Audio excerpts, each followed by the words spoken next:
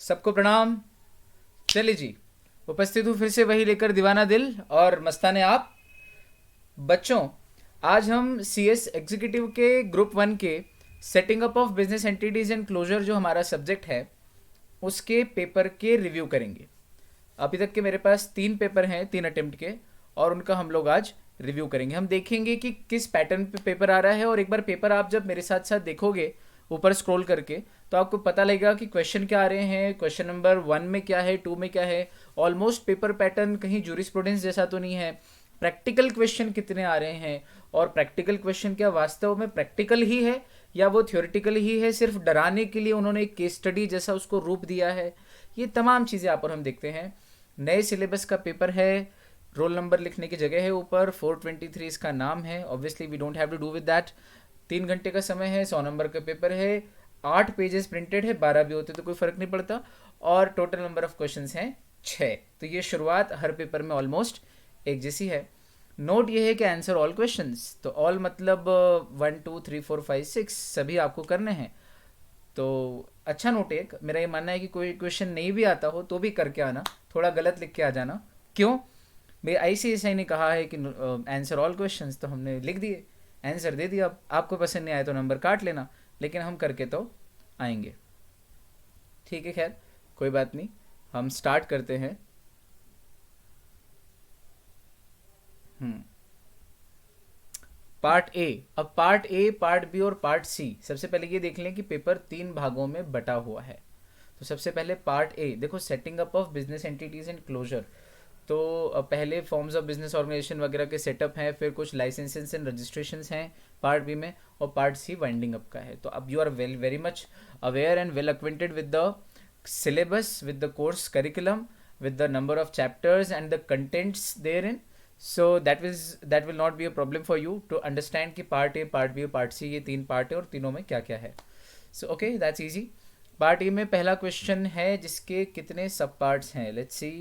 पहले क्वेश्चन के 4 सब पार्ट्स हैं ऑफ 5 मार्क्स ईच। ओके, तो 20 नंबर का पहला क्वेश्चन है, 20 marks for question number 1। ABCD चारों पार्ट 5 मार्क्स ईच हैं। देखिए हमको प्रैक्टिकल क्वेश्चन नजर आ रहा है शुरू में। Amar is a young entrepreneur willing to establish an incubator setup. लेकिन मजे की बात यह है कि this is not exactly a practical question, है ना। तो बहुत ज़्यादा इसमें दिमाग लगाने की जरूरत नहीं। नीचे की 2 लाइन पढ़ो, advice Amar regarding the benefits available to entrepreneurs in establishing startup. यानी कि एक स्टार्टअप को एस्टैब्लिश करने के बेनिफिट क्या क्या होते हैं एंटरप्रेन्योर को, वो लिस्ट करने हैं, वो आपको एन्यूमरेट करने हैं, उसकी लिस्ट बनानी है, और सिर्फ इसको एक फॉर्मेट में डाल देना है कि भाई it is thereby advised, या we hereby advise Amar that these are the benefits. तो पहले बेनिफिट्स बता दो और फिर नीचे लिख दो the aforementioned benefits are hereby advise to Amar, and he can take a decision after having a look at these benefits of establishing or starting a startup। तो ये बहुत इजी है। स्टार्टअप के बेनिफिट्स क्या है, ये इस पूरे का सार है। ऐसे ही क्वेश्चन आते हैं और इन्हें प्रैक्टिकल क्वेश्चन समझ के बच्चा हवा बना के डर जाता है। कोई डरने की जरूरत नहीं, बिल्कुल भी। चलो question number B, 1B। Ehsan along with his 9 friends desires to incorporate a company not for profit. ठीक है, बन जाएगी। ये सब ठीक है। और लास्ट में प्रोटेक्शन ऑफ एनवायरनमेंट के लिए, ठीक है। Advise on the procedural aspect for the incorporation and formation of such a company. Again कुछ नहीं करना है बच्चों। देखो मैं हाईलाइट कर रहा हूँ, ये जो क्वेश्चन है क्वेश्चन नंबर 1B कर रहे हैं हम लोग, इसमें क्या करना है, advise on the procedural aspects for the incorporation and formation of such a company. Such company मतलब section 8 company, not for profit company. मतलब आपको सेक्शन 8 कंपनी के बारे में लिखना है और कुछ नहीं करना है। सेक्शन 8 कंपनी क्या है और उसको इनकॉर्पोरेट करने की क्या प्रोसीजर्स हैं, ये सब आपको बताना है। उसके थोड़े बहुत फ़ायदे नुकसान बता के पूरा एक व्यवस्थित विस्तृत आंसर यहाँ पर सेक्शन 8 कंपनी के बारे में लिख देना है, और उसको इसका रूप दे देना है, hereby it is advised to Ehsan, ऐसा करके। चलो फिर question number C. 43% of the paid up capital of V4C limited is held by CG, 8% by LIC and UTI। तो बताइए कि क्या ये एक गवर्नमेंट कंपनी है, और analyse the definition of government company. तो गवर्नमेंट कंपनी की जो डेफिनेशन है, CG या SG या कॉम्बिनेशन देयर ऑफ मिलाकर अगर 51% और more of the paid up capital लेता है तो वो गवर्नमेंट कंपनी मानी जाती है। वो डेफिनेशन अगर आपको याद है गवर्नमेंट कंपनी की, तो उसको यहाँ पे पुट करना है और उसके आधार पे फाइनली आपको, तो पहला काम ये करना है कि डेफिनेशन एनालिसिस करनी है, आपको एनालाइज करनी है, और आखिरी में डिसीजन भी देना है कि ये गवर्नमेंट कंपनी है या नहीं। तो दो चीज़ें होगी इस क्वेश्चन में, पहले एनालिसिस लिखना है आपको पूरा, गवर्नमेंट कंपनी की डेफिनेशन लिखो, उसके बाद उसको एनालाइज करो, और उस एनालिसिस के आधार पे इस केस का डिसीजन दो whether this V4C limited is a government company और नॉट। I am not here to solve previous year papers with you guys, उसके लिए स्कैनर्स हैं, आप लोगों को शुरू में दिलवाए गए थे स्कैनर्स, मैंने ग्रुप पे भी भेजे हैं व्हाट्सएप पे स्कैनर्स। इसके अलावा आपको शुरू में ही कहा था कि खरीद लीजिएगा अगर चाहिए तो आप सबने ऑलमोस्ट ले लिए थे। तो आंसर्स तो मिल जाएंगे किताबों में, अगर हम वो डिस्कस करेंगे, एक पेपर है इतना सारा आंसर डिस्कस करेंगे, 3 पेपर हैं ऐसे, तो it will take so much time and it will not be good proposition to do this. Paper discuss हो जाए थोड़ा बहुत टीचर के साथ, बस that this is what is important. चलो एज ए प्रैक्टिसिंग, इससे आइडिया लग जाता है कि चल क्या रहा है, पेपर किस तरह का आ रहा है। As a practicing company secretary advise your client regarding the annual compliance requirement to be followed by LLP। LLP के सालाना क्या क्या कंप्लायंसेस होते हैं उसके बारे में अपने क्लाइंट को एडवाइस करो एज ए प्रैक्टिसिंग CS। तो बेसिकली आपको LLP के एनुअल कंप्लायंसेस लिखना है कि कौन कौन से एनुअल फॉर्म्स जाते हैं, डॉक्यूमेंट्स जाते हैं LLP के। तो LLP समझा दो क्या होती है, उसके कुछ मेन पॉइंट्स लिख दो, और आखिरी में उसके एनुअल कंप्लायंसेस लिख दो। अगर आपको लग रहा है कि 5 नंबर में क्या लिखें, कुल 4-5 ही फॉर्म में मान लो, या 2-3 फॉर्म जाते हैं बस, ऑडिट होता है ये वो बस, तो भाई थोड़ा बड़ा करके लिखने के लिए LLP को समझा दो थोड़ा सा, उसके कुछ मेन पॉइंट्स, बेनिफिट्स या फीचर्स बता दो, ऐसा करके आधा पौन पेज, और फिर आखिरी में ये चीज़ लिख के 1 पेज तक में आप इस आंसर को ले जा सकते हो। In case you want to increase the length of your answer, I have always given you tricks. चलो भाई, अब क्वेश्चन नंबर 2 और 2A सेम पैटर्न है ना, ये तो क्वेश्चन नंबर 2 या 2A में से कोई सा एक करना है, या तो 2 के पूरे या 2A के पूरे, लेकिन थोड़ा सा अंतर नज़र आ रहा है यहाँ पे 4 नंबर का एक क्वेश्चन है और 5 क्वेश्चन है ABCD, मतलब 20 नंबर का क्वेश्चन है क्वेश्चन नंबर 2, और 20 नंबर का है 2A। अब दोनों में से कोई सा एक करना है, ठीक है। 2 क्वेश्चन नंबर 2 का ABCDE हम देखें। पहला, partnership can be formed according to the nature of the agreement amongst partners. Easy question है, आप लोग कर लेंगे। पार्टनरशिप कैसे बनती है जानते हैं, काइंड्स ऑफ बिजनेस ऑर्गेनाइजेशन में पढ़ा है आपने, पार्टनरशिप एक्ट पढ़ा है पहले। Payment bank is a new model, payment bank के बारे में लिखना है। पेमेंट बैंक के बारे में पूरा पैराग्राफ लिख दो, इट्स अ न्यू मॉडल और कैसे वर्क करता है 2-3 एग्जाम्पल के साथ। स्टार्टअप इनिशिएटिव भारत सरकार ने शुरू किया है ताकि स्टार्टअप्स को एक अच्छा एनवायरनमेंट मिल सके। तो एक एंटिटी को स्टार्टअप वेंचर बनने के लिए क्या प्री कंडीशंस लगती है वो एक्सप्लेन करना है। अगेन स्टार्टअप को पूरा एक्सप्लेन करना है, और क्या क्या प्री रिक्विजिट्स हैं एक स्टार्टअप स्टार्ट करने के पहले वो लिखना है। Doctrine of alter ego with suitable case law, ये चैप्टर 3 का क्वेश्चन है शायद, सेटिंग अप के ऑल्टर ईगो कंपनी का है, कंपनी लॉ। फिर FDI का क्वेश्चन आ रहा है कि एक पाकिस्तानी व्यक्ति है, एजुकेशन कंपनी है, वो इंडिया में FDI करना चाहती है, तो वो कर सकती है क्या, और क्या क्या चीज़ें उसको फेस करना पड़ेगी इंडिया में। तो FDI के रूल्स हम लोगों ने पढ़े हैं, उसके बेसिस पे आपको ये करना है। ये देखो, ये क्वेश्चन बेसिकली EBCL से भी रिलेट कर रहा है, EBCL का ही है इनफैक्ट ये ज़्यादा, और यहाँ उसको पूछ लेगा। तो जो सेकेंड ग्रुप नहीं कर रहा है उसको प्रॉब्लम आ सकती है। वैसे हमारे कोर्स में ओवरसीज डायरेक्ट इन्वेस्टमेंट है ना, लेकिन ये एक बेसिक बात है कि इंडिया में पाकिस्तान का FDI अलाउड नहीं है। तो अगर आपने जनरल नॉलेज और कॉमन सेंस से भी आंसर दो, CS stands for common sense obviously, तो आपको इसका आंसर आना चाहिए कि ये अलाउड है या नहीं, और अगर नहीं है तो क्यों, और पूरा लिखना है आपको। FDI क्या होता है, फेमा कैसे लगता है, ये सब बता देना। फिर है क्वेश्चन नंबर 2A का 1। भाई अंकुर जो है वो एक MBA करके आया अच्छी जगह से, वो एंटरप्रेन्योर बनना चाहता है, लेकिन उसको फॉर्म ऑफ बिजनेस ऑर्गेनाइजेशन समझ में नहीं आ रहा है। तो अंकुर को बताओ कि उसको क्या क्या चीज़ें कंसीडर करना चाहिए before deciding the form of ownership. मतलब आपको जो चैप्टर 1 के 16 पॉइंट्स है वो आपको यहाँ पे डिस्कस करने हैं शॉर्ट में, पूरे 16 नहीं तो 8-10 पॉइंट, कि वो पूरा कंट्रोल खुद के हाथ में चाहता है, बड़ा बिजनेस साइज रखना चाहता है, डिसेंट्रलाइजेशन चाहता है, ऐसे कितने सारे टॉपिक्स बन सकते हैं जिनके आधार पे अंकुर को डिसाइड करने के लिए आप ग्राउंड दे दो बस, है ना। और उसके आधार पे फिर अंकुर डिसाइड कर लेगा कि उसको कंपनी बनानी है कि LLP की, सोल प्रोप्राइटरशिप की, OPC की, पार्टनरशिप, या अगर Ankur is a Hindu as the name suggest, अगर वो हिंदू जॉइंट फैमिली करना चाहे तो वैसे कर सकता है। Give him all the options, तो यहाँ आपको सारे ऑप्शन समझाने। तो ये 4-4 नंबर के फिर वही सेम पैटर्न है, 5 क्वेश्चन, 1 2 3 4 5। क्वेश्चन नंबर 2A में भी इसका सेकंड है, state any 6 powers which are provided to be included in the object clause of MOA as against general and ancillary object. कोई भी 6 ऐसे पावर बताओ जो बहुत ही प्रूडेंटली यानी बुद्धिमानी। अब देखो ये out of the box question है, कोई इमेजिन नहीं कर सकता था कि ICSI ऐसा क्वेश्चन देगा। इसीलिए जब हम एंसिलरी ऑब्जेक्ट की बात कर रहे थे, memorandum of association, articles of association वाला चैप्टर पढ़ते समय, कि मेमोरेंडम ऑफ एसोसिएशन का जो ऑब्जेक्ट क्लॉज होता है ना वो सबसे बड़ा होता है। हमने MOA AOA फिजिकली देखे थे, मतलब स्क्रीन पे देखे थे वर्चुअली, लेकिन वो फिजिकल हमारी आंखों के सामने थे, मतलब इमेजिन नहीं करा रहा था मैं आपको, आपके आंखों के सामने MOA AOA थे सामने। तो हमने देखा था कि ऑब्जेक्ट क्लॉज इतना बड़ा होता है और उसमें मेन ऑब्जेक्ट तो थोड़ा सा ही छोटा सा ही होता है, मतलब 1 2 3 पॉइंट के अंदर अंदर खत्म हो जाता है 2 पॉइंट में। पर एंसिलरी ऑब्जेक्ट बहुत बड़ा होता है। क्यों? क्योंकि वो एंसिलरी ऑब्जेक्ट ही तो मेन ऑब्जेक्ट को सहायता देते हैं ताकि मेन ऑब्जेक्ट कर पाते हैं। जैसे कि कोचिंग क्लास खोलना है तो फर्नीचर खरीदना इज एन एंसिलरी ऑब्जेक्ट, है ना, या एक building banana is an ancillary object. कहाँ पढ़ाएंगे कोचिंग, लेकिन हमारा main source of income coaching होना चाहिए, है ना।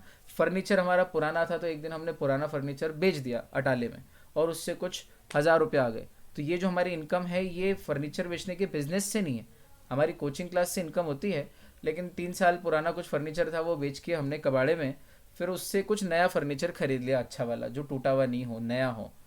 तो ये हमारा बिजनेस मेन नहीं है, पर फर्नीचर खरीदना बेचना भी कभी कर सकते हैं हम, ज़रूरत पड़ सकती है ना। तो ऐसे कौन से 6 पावर्स हैं जो प्रूडेंट यानी बुद्धिमानी से हम इंक्लूड कर सकते हैं अपने कंपनी के मेमोरेंडम ऑफ एसोसिएशन के ऑब्जेक्ट क्लॉज में as general and ancillary objects, ये हमने बात की।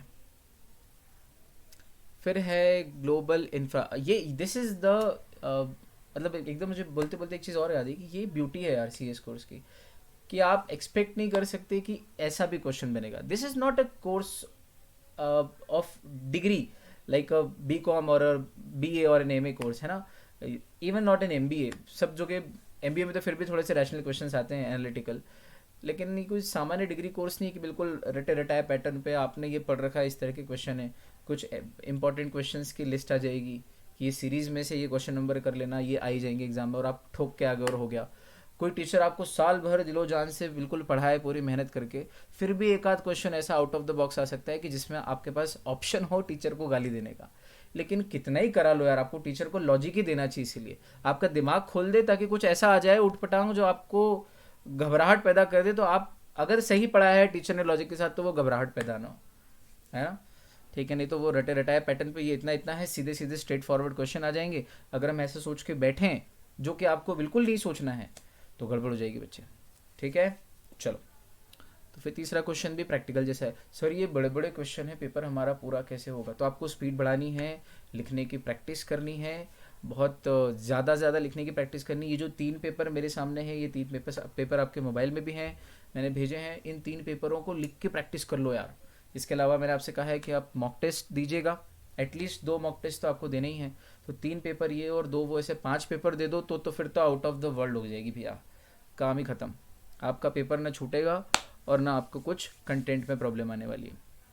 Only practice makes a man और वुमन और एनीबडी परफेक्ट। वैसे मैन में सब आ जाता है, लेकिन हमारे कुछ दोस्त हैं जिनको हर बात में वुमन भी चाहिए कि नहीं सर सिर्फ मैन ही क्यों, तो उनके लिए, बाकी तो सब ईज पे चल रहे हैं। तो global infra limited Indian entity है जो JV फॉर्म कर रही है। तो यहाँ पर आपको क्या करना है, advise on the key issues which parties to the agreement should consider. Again very easy question, JV agreement form करते समय क्या की इशूज़ हैं, क्या मेन पॉइंट्स है जिनको आपको ऐड करना ही चाहिए। बेसिकली क्वेश्चन प्लेन है, ये प्रैक्टिकल क्वेश्चन नहीं है। इसको रूप दिया गया है, आप भले फॉर्मेट प्रैक्टिकल का रखना, लेकिन इसका आंसर सीधे सीधे बनेगा, what are the key elements, key issues which you need to consider before drafting a JV agreement, straightforward. चलो, अब एक क्वेश्चन आया है यहाँ पर कि प्रथम फूड्स ट्रेडिंग प्राइवेट लिमिटेड की पेड अप कैपिटल 50 लाख है, टर्नओवर 1 करोड़ 20 लाख है पिछले फाइनेंशियल ईयर में। कंपनी ने अपने annual return for the relevant financial year signed by only 1 director of the company भेजा है। With reference to the provisions of companies act 2013 analytically comment whether the act of the company is in order. तो ये small company है या नहीं, पहले ये check करो। प्राइवेट है, ठीक है।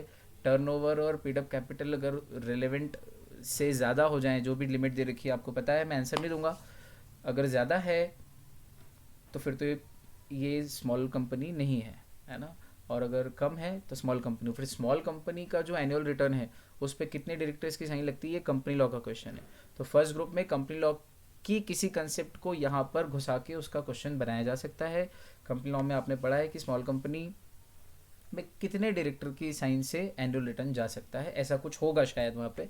आप लोगों के ऊपर है कि क्वेश्चन का आंसर ढूंढ के फिर मुझे बताएं। चलो, हम लोग यहाँ आंसर के लिए नहीं बैठे हैं, हिंट दे सकते हैं बस, या कहाँ मिलेगा इस पर बात कर सकते हैं। फिर है easy finance limited is willing to enter into banking business via payment bank. कुछ कुछ क्वेश्चन के मैं बता दूंगा, जैसे कि आपको लग रहा है कि इसमें तो कंटेंट बहुत कम है तो बड़ा कैसे लिखे, तो वहाँ मैं ज़रूर बता दूंगा कि इसको ऐसे लिख लो। बाकी आपको करना है ये सब, ये करना आपको ही है, इसलिए मैं नहीं बता रहा हूँ। फिर easy finance limited is willing to enter into business banking business via payment bank. ओ, पेमेंट बैंक पे फिर से क्वेश्चन है। The board of directors of the company seek your advice with respect to the required criteria to be fulfilled by the company with respect to the following: application for license, minimum capital requirement, voting right of shareholder, services that can be undertaken। पूरा payment bank के ऊपर जो जो लिख सकते हो सब लिख देना है इसमें, ठीक है भैया। फिर Pankaj, director of messrs mustard oil manufacturing company, seeks your advice for trademark. ओ तो क्वेश्चन ये है कि describe various nature of trademark and which trademarks are considered as strong in nature. हमने इस पर बात की है, ट्रेडमार्क के वेरियस नेचर। और ट्रेडमार्क कब स्ट्रॉन्ग माना जाता है, जब वो डिस्टिंक्ट हो, प्रोडक्ट से रिलेट करता हो, कुछ सिंबॉलिक प्लस अल्फा न्यूमेरिक हो, कुछ ऐसा हो यूनिक एकदम, तो उसको स्ट्रॉन्ग माना जाता है। अपने बात की है, हिंट दी आपको। फिर ये सारे प्रैक्टिकल क्वेश्चन टाइप ही है ना, असल में प्रैक्टिकल नहीं है ना, घबराना मत। बस आपको ट्रेडमार्क का नेचर और कौन सा ट्रेडमार्क स्ट्रॉन्ग माना जाता है उसी को लिखना है। बस पंकज का दिया है ऊपर कि पंकज डायरेक्टर है मस्टर्ड ऑयल मैन्युफैक्चरिंग का, तो आखिरी में उसके लिए एक लाइन लिख दी कि भाई उसको ये एडवाइस दी जाती है, या पंकज को ये हम एडवाइस देते हैं कि इस तरह के ट्रेडमार्क को कंसिडर करें, ठीक है। फिर अच्छा, ये क्वेश्चन नंबर किस पे आ गए हम लोग, ओ पार्ट बी पे पहुंच गए थे हम। तो हमारा ये 1 मिनट 2 मिनट देख लेंगे। क्वेश्चन नंबर 2 हमारा हो गया और 2A भी हो गया, ठीक है। और क्वेश्चन नंबर 3 पे आ गए हैं जो पार्ट बी का पार्ट है। ओके, तो पार्ट बी जहाँ various initial registration and licences की हम बात करते हैं, वहाँ पर NBFC का एक क्वेश्चन है और आखिरी में लिखा है कि advise him about the various categories of NBFC and let him know as to which category of NBFC। अच्छा, तो रूरल एरिया में सबको लोन कंपनी लिमिटेड नाम से एक माइक्रो फाइनेंस की कंपनी खोलना चाहते हैं, तो आप सारे NBFC बता दो शॉर्ट में जितनी आपको आती है, और उसके बाद माइक्रो फाइनेंस इंस्टीट्यूशन बता दो। यहाँ पर जो सूटेबल होगी वो माइक्रो फाइनेंस होगी, दिख ही रहा है, हिंट दे दी है। चलो भाई, तो पार्ट बी का क्वेश्चन 3A 5 नंबर, बहुत इजी स्ट्रेट फॉरवर्ड क्वेश्चन। ये सब घबराने की बात नहीं ना, राकेश पंकज नाम आ जाए तो। फिर ये पंकज वाला क्वेश्चन अभी हमने किया था। फिर सी, मतलब क्वेश्चन नंबर 3 में कितने पार्ट है देखो, 4 पार्ट है ऑफ 5 मार्क्स ईच। मतलब क्वेश्चन नंबर 3 कितने नंबर का है, कुल 20 नंबर का है। तो क्वेश्चन नंबर 1 20 नंबर का, क्वेश्चन नंबर 2 20 नंबर का, क्वेश्चन नंबर 3 20 नंबर का, 20 20 20 60 नंबर के हो गए ये।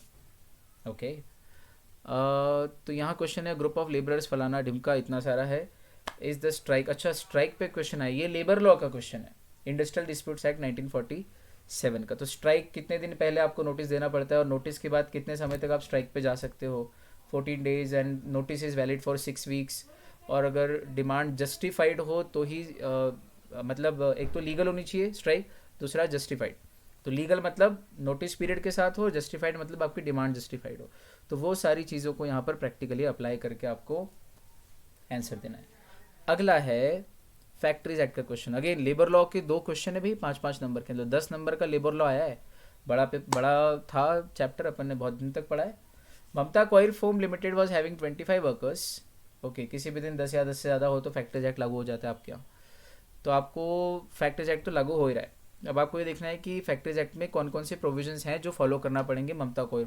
वीकली एंड डेली आवर्स आपको पता है, वीक में कितने और डेली कितने, 9 मैक्सिमम, वीक में 48 मैक्सिमम, उससे ऊपर जाएगा तो overtime. Interval for rest, हर कुछ घंटों में आधे घंटे का रेस्ट देना ज़रूरी है, एक साथ 5 घंटे से ज़्यादा काम नहीं करा सकते। ओवर टाइम का वेजेस का रेट क्या होगा, double. Annual leave with wages, 240 दिन काम करने पर 20 डेज पर एक लीव मिलती है, और बच्चे को 15 डेज पे एक लीव मिलती है। यंग पर्सन का एम्प्लॉयमेंट के भी कुछ रूल्स हैं जो हमने पढ़ा है, 14 से बड़ा और 15 से छोटा वो चाइल्ड है, 15 से 18 एडोलेसेंट है, और इन सबको मिला के यंग कहते हैं। इनके पास मेडिकल सर्टिफिकेट होना चाहिए हर समय, और ये दिन भर में कितनी देर काम कर सकते हैं, ये सारे प्रोविजंस हमारे पड़े हैं। तो फैक्ट्रीज एक्ट के मोटे मोटे सारे प्रोविजंस लिखने। 5 नंबर का है, बड़ा है, चीज़ें एक तो दिमाग में रहे, ऊपर से उसको फिर हम लिख पाएँ, और फिर टाइम भी मैनेज कर पाएँ। जितना आसान हलवा आप समझ रहे हो उतना नहीं है, घबराने की ज़रूरत भी नहीं है। साथ में देखो, पढ़ा बहुत अच्छा है आपने मेहनत से, चीज़ें समझ में सब आती हैं, लेकिन लिखने की प्रैक्टिस नहीं करोगे तो लिख कैसे पाओगे यार, है ना। तो ये हमारे लिए it can work as an eye opener, paper discuss करना, कि यार पढ़ना पड़ेगा। तो इस तरीके से व्यवस्थित पेपर डिस्कशन से हमको पता लग रहा है कि कहाँ हैं हम, कितने पानी में हैं। चलो भाई, फिर अगला क्वेश्चन है पैन का, परमानेंट अकाउंट नंबर से रिलेटेड। ये वेरियस इनिशियल रजिस्ट्रेशन लाइसेंसेस का है। यहाँ पर क्वेश्चन नंबर 4 अगेन 4 और 4A में है। मतलब जनरली क्या होता है, 2 और 2A, 6 और 6A, जूरिस्प्रूडेंस में ऐसा होता है। सेटिंग अप में 2 और 2A के बीच में ऑप्शन है, और 4 और 4A के बीच में ऑप्शन, मतलब पार्ट बी में ऑप्शन आ रहा है। ठीक है, तो पैन पे क्वेश्चन पूछा है कि हर बॉडी कॉर्पोरेट जो इंडिया में बिजनेस कर रही है उसको पैन लेना ज़रूरी है या नहीं, आपको बताना है। बहुत ईजी क्वेश्चन है। अगला क्वेश्चन है, अगर मेंटेनेंस रजिस्ट्रेशन सॉरी रजिस्टर्स जो होते हैं उनको मेंटेन नहीं करती है कोई कंपनी, तो क्या होगा। क्वेश्चन पर पढ़ लेते हैं। Private limited company is in the process of dissolution, अपने स्टैट्यूटरी रजिस्टर मेंटेन करना बंद कर देती क्योंकि डिसोल्यूशन चालू हो गया। कंपनी का कहना है कि भाई जब डिसोल्यूशन का प्रोसेस चालू हो गया तो स्टैट्यूटरी रजिस्टर मेंटेन क्यों करना। तो क्या कंपनी का ये आर्गूमेंट वैलिड है, और अगर नहीं करती कंपनी स्टैट्यूटरी रजिस्टर मेंटेन, भले ही डिसोल्यूशन में जा रही लेकिन करना चाहिए, तो क्या कॉन्सिक्वेंसेस होंगे। मतलब various initial registration and licences वाला जो मतलब जो पोर्शन है, नहीं ये चैप्टर, वैसे ये chapter maintenance of registers and records हैं, पर वो जो लाइसेंस एंड रजिस्ट्रेशन वाला प्रोसेस है, जो बीच का पोर्शन है पार्ट बी, उसमें जो चैप्टर है maintenance of registers and records, वहाँ पे इसका आंसर आपको मिल जाएगा। फिर जीएसटी का जो रजिस्ट्रेशन है under GST CGST act 2017 is compulsory in certain cases irrespective of aggregate turnover, explain. तो आपने टैक्स में भी जीएसटी पढ़ रखा है और हमने भी जीएसटी में देखा है, बहुत ईजी है। आपको बताना है कि है भी कि नहीं कंपलसरी। अब ये क्वेश्चन 15 नंबर का है, ये खास बात है, 15 नंबर का क्वेश्चन है, और 5 क्वेश्चन ऑफ 3 मार्क्स ईच। तो ये बहुत ईजी क्वेश्चन है, छोटा छोटा लिखना है इसमें, ज़्यादा बड़ा नहीं लिखना है। न्यू इंडस्ट्रियल पॉलिसी 2015 की जो है भारत सरकार की, उसके तहत किन किन इंडस्ट्रीज को कंपलसरीली रजिस्टर कराना है, भी हमने पढ़ा है again industrial registration and licences में। फिर Ritika Verma is the author of the book IFRS फलाना ढिमका, वो अपनी बुक का कॉपीराइट लेना चाहती है। तो आपको ये बताना है कि कॉपीराइट लेने के बाद उनके कौन कौन से राइट्स प्रोटेक्ट हो जाएंगे, मतलब कॉपीराइट किसे कहते हैं, कॉपीराइट का क्या बेनिफिट है, और कॉपीराइट मिलने के बाद कौन कौन से राइट प्रोटेक्टेड हो जाते हैं। ट्रांसलेशन का राइट, उसके ऊपर अगर कोई सिनेमेटोग्राफी होती है उस बुक के ऊपर, या उसका पब्लिशिंग, या उसको कहीं उसके एक्सर्प्ट या उसके एक्सट्रैक्ट्स भी निकाल के नहीं दे सकते। वो जो भी है, एक बार आपकी बुक पे कॉपीराइट ले लिया तो उसको कोई भी हाथ नहीं लगा सकता। पढ़ने के लिए लगा सकता है, खरीद सकता है, लेकिन कोई उसकी चोरी नहीं कर सकता है आपके कंटेंट की। ठीक है, आपको पढ़ा रखा है, मतलब ये क्वेश्चन आ रहे हैं भाई। यानी कि लेबर लॉ बड़ा चैप्टर है, उससे भी हैं, ट्रेडमार्क और कॉपीराइट का भी क्वेश्चन आया है, मतलब इंटेलेक्चुअल प्रॉपर्टी राइट के भी क्वेश्चंस आ रहे हैं। पर सारे देखो, रितिका वर्मा, पंकज, राकेश, भास्कर भट्ट, सबको लोन मिलेगा, सारा प्रैक्टिकल क्वेश्चन के फॉर्मेट में, मतलब बहुत लेंदी कर दिया है। सेटिंग अप जितना इजी सब्जेक्ट पढ़ने में है, आंसर देने में, एग्जाम देने में उतना ही ये मजे लेने वाला सब्जेक्ट है। पर अगेन फिर घबराने की जरूरत नहीं है, मैं डराता नहीं हूँ बार बार। हकीकत से, रियलिटी चेक से कभी डरना नहीं। ठीक, रियलिटी चेक से हमको पता लगता है कि हम कहाँ हैं, और इनकरेज, मुझे तो लगता है इनकरेजमेंट आता है, और आना भी चाहिए कि चलो ठीक है यार, ऐसा है तो ऐसा भी कर लेंगे, अच्छा ये तो पता ही नहीं था, अच्छा हुआ पता लग गया, इससे तो और मज़ा आया, अब ऐसा है तो ऐसे ही करेंगे हम। पेपर देख के पता लगा ना कि ऐसे क्वेश्चन आते हैं। फिर Bhaskar Bhatt has recently opened A school फलाना डिमका, मेटर्निटी बेनिफिट एक्ट के क्वेश्चन को लेके यहाँ पर इतना बड़ा क्वेश्चन बना दिया। तो आपको बता देना है कि मेल और फीमेल दोनों हैं। तो स्कूल आपके पास आया है कि भैया हमको कौन कौन से provisions maternity benefit act, amendment act के लग रहे हैं, और किन किन को मैटरनिटी बेनिफिट लगेगा। तो ऑब्वियसली फीमेल एम्प्लॉयज़ को लगेगा जिनको बच्चा हुआ है, डिलीवरी के कितने दिन और कितने दिन पहले और कितने दिन बाद तक का मैटरनिटी पीरियड मिलता है। फिर अगर बच्चे की अगर मौत हो जाती है कहीं तो फिर कब तक मिलता है। अगर माँ की मौत हो जाती है बच्चा डिलीवर करते समय या उसके कुछ दिन बाद, तो किसको मिलता है, वो सारी बातें मेटर्निटी बेनिफिट की आपको यहाँ पर लिखनी है। मतलब ऐसा कर रहे हैं। ये लेबर लॉ का तीसरा क्वेश्चन हो गया। मेटर्निटी बेनिफिट का पूछा, फैक्ट्रीज एक्ट का पूछा, उसके ऊपर इंडस्ट्रियल डिस्प्यूट्स एक्ट का पूछा था, स्ट्राइक वाला। काफ़ी सारे क्वेश्चन पूछे इन्होंने लेबर लॉ से, और सबसे ईजी चैप्टर है लेबर लॉ और आईपीआर। तगड़े पड़े थे अपन ने, तो घबराने की ज़रूरत नहीं है।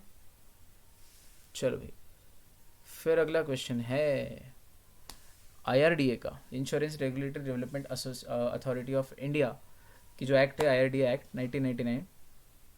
तो इंश्योरेंस बिजनेस में जाना चाह रहा है एबीसी लिमिटेड, तो कौन कौन से नॉर्म्स हैं पेड अप कैपिटल के जो एक इंश्योरर को यानी इंश्योरेंस कंपनी को फॉलो करने हैं। वो आपको जो भी आईआरडीए एक्ट है और इंश्योरेंस एक्ट है 1938, उनमें इंश्योरेंस कंपनी की पेड अप इक्विटी के क्या नॉर्म्स हैं वो यहाँ बताने। तो बेसिकली 3 नंबर में सिर्फ पेड अप इक्विटी के क्या रूल्स होते हैं इंश्योरेंस कंपनी के, वो आपको यहाँ पे लिखने हैं। बहुत आसान है, देखिएगा। कुछ इस पेपर में ऐसा हो जो नहीं मिला हो तो आप ढूंढ भी लेना है आंसर, है ना, घबराना मत। फिर लेबर लॉ का एक क्वेश्चन आया है, sexual harassment at work place. God, labour law से ज़्यादा आया है इस पेपर में। तो आपको बताना है कि वो इंटरनल कंप्लेंट कमेटी बनती है, उससे रिलेटेड रूल्स कि कैसे बनेगी वो internal complaint committee. Goa tourism limited नाम के एमडी बनाना चाहते हैं, और वो आपके पास आए हैं एज ए लीगल एक्सपर्ट। आपको बताना, आपको बहुत जगह लीगल एक्सपर्ट मान के आपसे एडवाइस मांगी है, तो हर जगह एडवाइस बिल्कुल प्रोफेशनली देना। Hence, we hereby advise. Hence, thus, I hereby advise. Thus, it can be advised to Goa Tourism Limited. ऐसे बदल बदल के लैंग्वेज लिखते जाना, ठीक। पार्ट सी वाइंडिंग अप है, बहुत इजी है। एक क्वेश्चन है, 2 क्वेश्चन है, क्वेश्चन नंबर 5 और 6। Question number 6 5 marks each, 2 question है। Question number 5 3 marks each, 5 question हैं। बहुत बढ़िया। तो ये 5 क्वेश्चन है। वाइंडिंग अप आपका पढ़ा हुआ है बहुत अच्छे से, अब इसके ऊपर ज़्यादा बात करने की ज़रूरत नहीं है। A B C D E 5 question है, 3 मार्क्स ईच। और क्वेश्चन नंबर 6 2 क्वेश्चन है, 2 मार्क्स ईच। ईजी क्वेश्चन है एकदम, आप देखेंगे आपको लगेगा कि यार ये तो बहुत ईजी है। तो क्या समझ में आया पेपर का पैटर्न? क्वेश्चन नंबर 1 कितने क्वेश्चन है? 4 question of 5 marks each, 20 number. Question number 2 कितने क्वेश्चन है? Again I guess 5 question of 4 marks each, है ना। तो ये क्वेश्चन नंबर 2 भी 20 नंबर का है।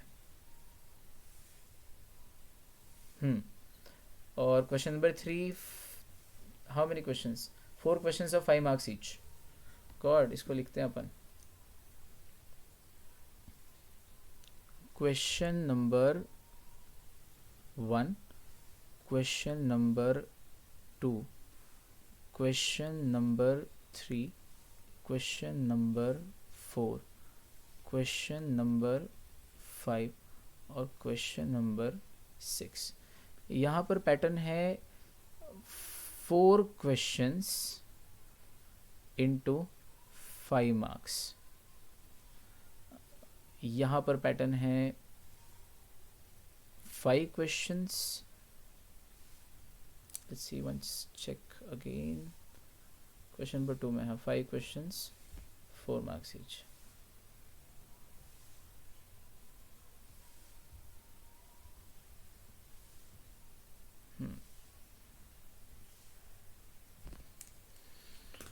Five questions of 4 marks each.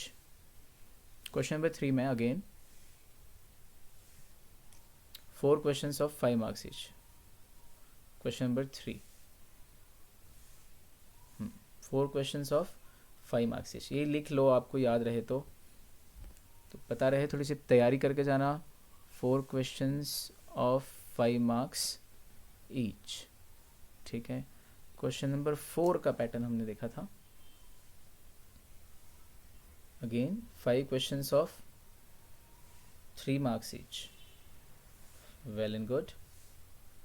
5 questions of 3 marks each, 5 questions 3 marks each. Question number 5 का भी सेम पैटर्न है, 5 क्वेश्चंस 3 मार्क्स ईच। और क्वेश्चन नंबर 6 का जो पैटर्न है वो है 2 क्वेश्चंस ऑफ 5 मार्क्स ईच। अच्छा, एक चीज़ और देख लें आप लोग, यहाँ पर बड़ी महत्व की है, आपके सिलेबस में भी बाइफर्केशन है। क्वेश्चन नंबर 1 और 2 रिलेट टू पार्ट ए, ठीक। क्वेश्चन पार्ट 3 में आ रहे हैं, पार्ट बी में आ रहा है क्वेश्चन नंबर 4 5 पार्ट बी, और क्वेश्चन नंबर 5 और 6 है पार्ट सी। तो 3 पार्ट में आपका पेपर डिवाइडेड है, part A, part B, part C. कुछ मुझे और बात कहनी है आपसे। अच्छा, इसका टोटल कर लें। ये पार्ट ए हो गया 40 मार्क्स का पूरा, ठीक है। पार्ट बी देखना बच्चों, पार्ट बी है 5 क्वेश्चंस ऑफ 3 मार्क्स ईच और 4 क्वेश्चंस ऑफ 5 मार्क्स ईच। तो ये हो गया 35 मार्क्स का पार्ट बी,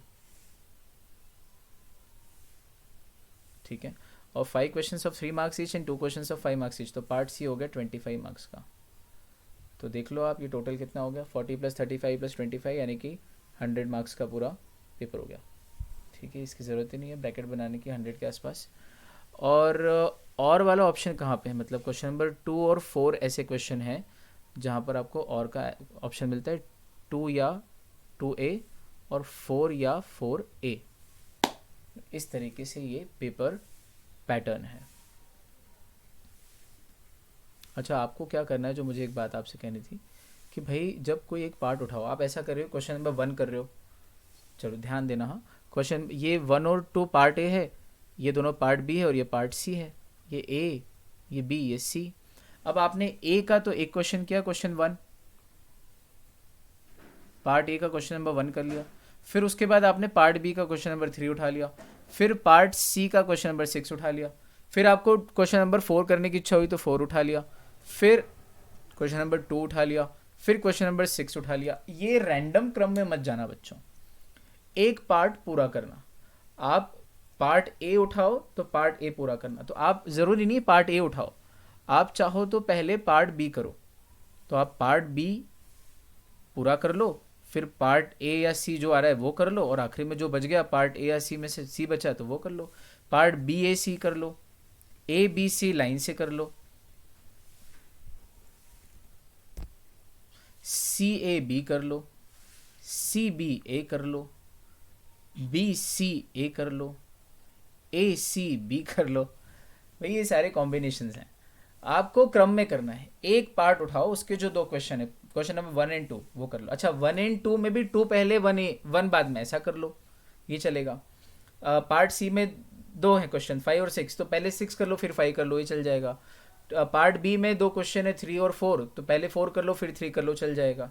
एक चीज़ और, अब पार्ट ए उठाया आपने पहले, पार्ट ए का क्वेश्चन 1, अब क्वेश्चन 1 में 4 सब पार्ट्स हैं, तो आपने उसके 2 सब पार्ट करे, फिर क्वेश्चन नंबर 2 के 2 सब पार्ट करे, फिर 1 के 2 सब पार्ट करे, फिर 2 के। ये मत करना।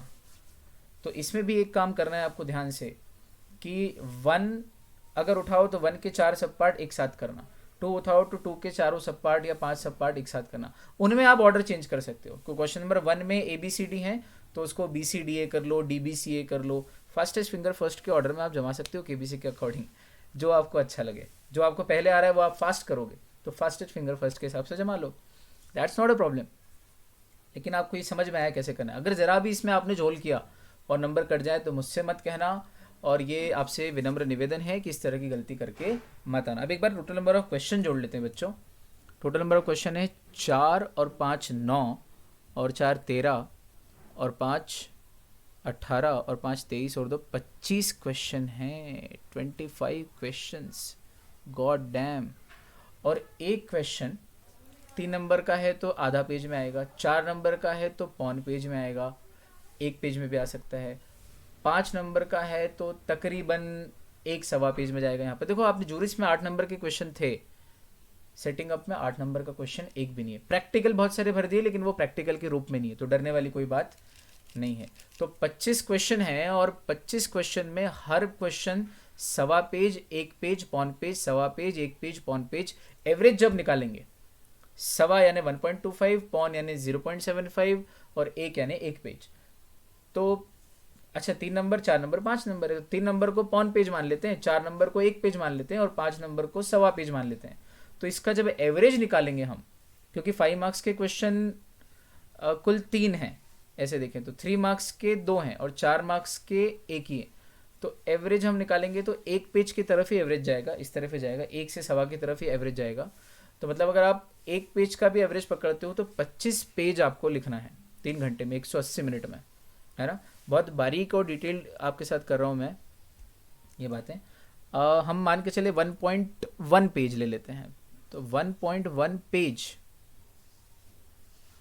और ऐसे 25 क्वेश्चन है, तो इंटू 25 करेंगे तो कितना हो जाएगा, 25 वन ज़ा 25 और 25 वन ज़ा 25।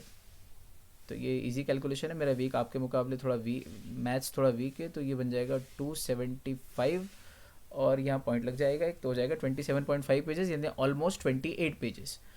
ये मेरा हिसाब किताब है राउंडेड ऑफ। अब 28 pages divided by 180 minutes, in fact 180 minutes divided by 28 करना पड़ेगा, तो आपको ये पता लगेगा कि आपकी राइटिंग स्पीड क्या होनी चाहिए। इसमें सोचना भी है, थोड़ी देर हाथ वाथ आपको चटकाने भी पड़ते हैं, ऐसे ऐसे करके तैयारी करा रहा हूँ आपकी। 180 डिवाइडेड बाय 28, सिंपल कैलकुलेशन निकाले क्या कैलकुलेटर मेरे कंप्यूटर का। चलो जी, ये आ रहा है आपकी स्क्रीन पे, 180 डिवाइडेड बाय 28, तो एक पेज लिखने में आपको 6 मिनट लगना चाहिए ऑलमोस्ट। मोटा मोटा हिसाब किताब 6 मिनट में आपका एक पेज लिखा जाना चाहिए। आज ही लिखने की कोशिश करो एक पेज, और देखो कि आप 6 मिनट में एक पेज लिख पा रहे हो क्या, और नहीं तो इतना लिखो इतना लिखो इतना लिखो घड़ी लगा के, कि जब आपका एक पेज 6 मिनट में हो जाए तो मुझे रिवर्ट करना कि सर मेरा होने लगा है एक पेज 6 मिनट में। ठीक, ये मोटा मोटा हिसाब किताब सेटिंग अप के लिए, ठीक, कस्टमाइज्ड एकदम, छोटी छोटी बातें। अब इसका पेपर 2 भी देख लें क्या, ज़्यादा कुछ देखने की ज़रूरत नहीं है, सब सेम पैटर्न है। मुझे आपके साथ पैटर्न डिस्कस करना था, क्वेश्चन के आंसर्स तो वैसे भी डिस्कस नहीं करने वाला हूँ, एक बार देख लेते हैं बस।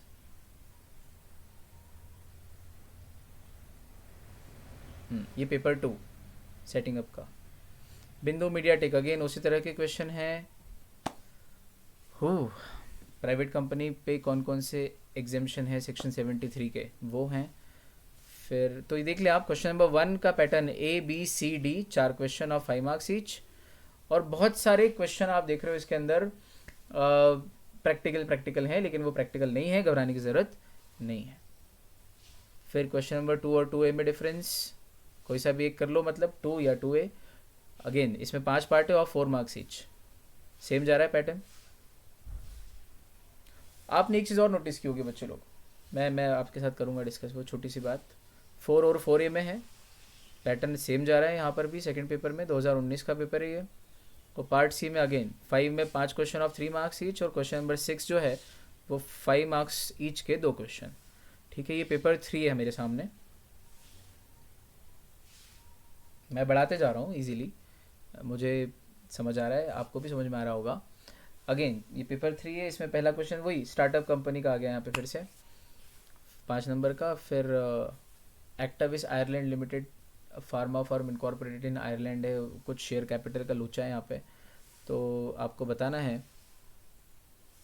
प्लेस ऑफ बिजनेस को लेके। ठीक है, 5 मार्क्स के 4 क्वेश्चन 20 मार्क्स का। फिर क्वेश्चन नंबर 2 और 2A में डिफरेंस। ठीक है, ऊपर पहुंच गए हम।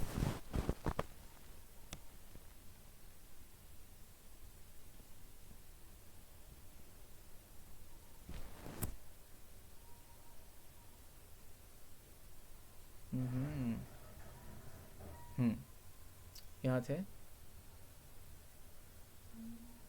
क्वेश्चन नंबर 2 और 2A में से कोई एक करना है आपको, निधि कंपनी के क्वेश्चन हैं, उन्होंने पूरा कोर्स कवर किया, ऑलमोस्ट हर जगह से पूछते हैं। ये 2A में अगेन 5 क्वेश्चन और 4 मार्क्स। इस क्वेश्चन नंबर 3 पार्ट बी में आ गया, 5 मार्क के 4 क्वेश्चन है। यहाँ पर फिर ट्रेडमार्क का क्वेश्चन है, generic mark, descriptive mark, arbitrary mark, suggestive mark और कॉइंड मार्क्स, जो आप इन्वेंट करते हो कोई टर्म, कार्ल्सबर्ग। ठीक है, फिर क्वेश्चन नंबर 4 और 4A में कोई सा एक करना है। अगेन कॉपीराइट का क्वेश्चन दिख रहा था ऊपर, एक MSME रजिस्ट्रेशन का भी क्वेश्चन आया है, बहुत इजी है। Public liability insurance act, IEM, trademark, short note आया एक जगह, 5 शॉर्ट नोट आए, तो हमने टेस्ट में बहुत सारी शॉर्ट नोट की प्रैक्टिस करी है, और शॉर्ट नोट आते हैं इसका मतलब ज़रूर है। तो यहाँ क्वेश्चन नंबर 4 और 4A में जो एक करना है कोई सा, उसमें मुझे लग रहा है ये 4A बहुत बढ़िया है। पब्लिक लाइबिलिटी इंश्योरेंस एक्ट पे शॉर्ट नोट लिख देंगे, ट्रेडमार्क एनफोर्समेंट पे लिख देंगे, सब पे लिख देंगे। आर्बिट्रल अवार्ड, आर्बिट्रल ज्यूरिस्प्रूडेंस का क्वेश्चन आ गया इंडस्ट्रियल डिस्प्यूट्स में, तो उसको मिक्स एंड मैच करके लिख देंगे। लेबर वेलफेयर फंड ये भी हमने पढ़ा है, और आईईएम भी पढ़ा है हमने, इंडस्ट्रियल एंटरप्रेन्योर मेमोरेंडम, ये various initial registration and licence. Basically ये आईडीआरए एक्ट का है, industrial development and regulation act 1951 का है, पर हमने इसको वहाँ पे पढ़ा है। वो पूरा एक्ट तो हमारे कोर्स से हट गया, पहले मैं पढ़ाता था उसको, अभी ये इतना सा बचा है आईईएम। चलो, तो ये 3-3 नंबर के शॉर्ट नोट है यार, ये 15 नंबर जल्दी सिक्योर हो सकते हैं कम कम लिख के, 3 नंबर में ही है। फिर अगेन क्वेश्चन नंबर 5, 3 मार्क्स के 5 क्वेश्चन, और क्वेश्चन नंबर 6, वाटरफॉल अरेंजमेंट और striking off name of the company suo motu by ROC, 5 number के 2 क्वेश्चंस। तो भैया इस तरह से हमारा पेपर। एक चीज़ जो मैंने यहाँ नोटिस की और मैं आपसे भी एक्सपेक्ट कर रहा था, आपने भी करी होगी, वो ये कि 2-3 चीज़ें कंसिस्टेंट हैं। आप देखना, एक तो कंपनी लॉ जो आप सीएस एग्जीक्यूटिव में पढ़ रहे हो उसको और इन डेप्थ कर लो थोड़ा सा, क्योंकि उसके बेसिस पे क्वेश्चन सेटिंग अप में भी आ रहे हैं। अब सेटिंग अप में कंपनी लॉ बहुत मामूली है, प्रोसीजरल है। कंपनी लॉ के जो मेन गूढ़ गहन प्रोविजन है वहाँ से आ रहा है। Section 73 of the companies act का क्वेश्चन उन्होंने उठा के एप्लीकेबिलिटी को लेके ले लिया है, या इसके ऊपर भी हमने एक दो चीज़ें देखी थी। तो ये चीज़ें आप देख लेना थोड़ी सी।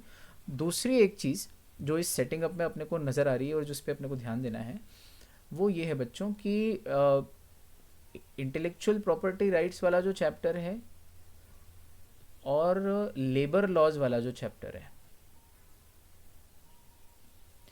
इन दो पे अगर अच्छी पकड़ बना ली, टाइट ग्रिप एकदम, तो तकरीबन पेपर इन दोनों चैप्टर में से 25 से 30 नंबर का आ रहा है। तो सिर्फ ये दो, मुझे ऐसा मेरा अनुमान है इतने सारा देखने के बाद, एवरेज और आगे की फोरकास्टिंग भी मेरी कह रही है इस बार के अटेम्प्ट को लेके कि थोड़ा ज़्यादा आने की संभावना है। तो 25 से 30 नंबर का आने की संभावना लग रही है। तो इन 2 चैप्टर पे पकड़ अच्छे बनाना, एनवायरनमेंट प्रोटेक्शन को भी इसी में शामिल कर लेना, तो थोड़ा सा और बढ़ जाएगा वेटेज। तो जस्ट इन केस अगर आपका कुछ कम ज़्यादा है कुछ, तो इन 2 चैप्टर को तो अच्छा कर लेना, तो आपका पेपर बिगड़ने की संभावना कम हो जाएगी। और सबसे इम्पॉर्टेंट चीज़ ये है कि सेटिंग अप का पेपर बहुत लेंदी आता है, बहुत लेंदी मतलब भी कितना, बहुत लेंदी, बहुत ही लेंदी, ज़बरदस्त। अभी हमने देखा कि 25 क्वेश्चन आ रहे हैं यार, 25 क्वेश्चन ऑल इन ऑल, और हर क्वेश्चन 1-1.5 पेज, 1-1.25 पेज, 1-1.25 पेज। अब कोई लिखते लिखते 1.5 भी हो जाएगा आपसे, ये भी हो सकता है, क्या कह सकते हैं। तो ऑल इन ऑल आप 28 पेज मैंने जोड़े हैं, आपके 30 भी हो सकते हैं, 32 भी हो सकते हैं, अगर लिखने की स्पीड भी अच्छी है और आपके पास बहुत कंटेंट है और कमी नहीं पड़ रही है। आता सब है, बस टाइम कम पड़ जाता है, ये भी होता है। तो ये ना पड़े इसके लिए आपको मेहनत करनी है अभी से, अभी 1-1.5-2 महीना जितना भी समय आपके पास है, आगे भी और भी समय रहता है बच्चों के पास, जितना समय मिलता है उस समय का पूरा सदुपयोग करो, लिख लिख के प्रैक्टिस करो। We got no other way out, but things are very much in our hands. और ये बहुत ही आसान सब्जेक्ट है, मुझे पूरा विश्वास है बच्चों कि आप इसको बहुत अच्छे से करोगे।